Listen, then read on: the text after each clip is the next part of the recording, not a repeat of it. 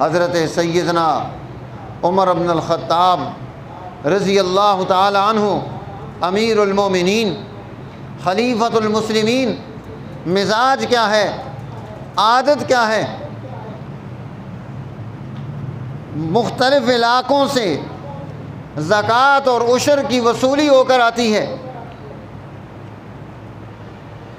اور حکومت کے نمائندے وہ سامان لے کر آ رہے ہیں۔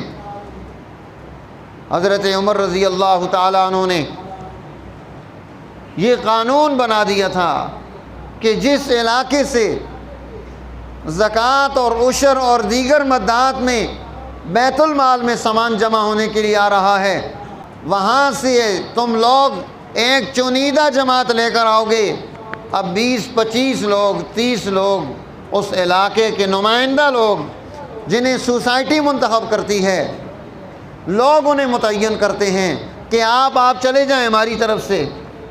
وہ آ کر مسجد نبوی شریف میں گواہی دیتے ہیں کہ کسی پر ظلم نہیں کیا گیا، ہماری سوسائٹی میں کسی کے ساتھ زیادتی نہیں کی گئی، کسی کا حق نہیں مارا گیا، کسی سے اس کا سامان زبردستی نہیں چھینا گیا، اور جن لوگوں سے یہ وصول کیا گیا ان کے پاس سال بھر کا راشن موجود ہے۔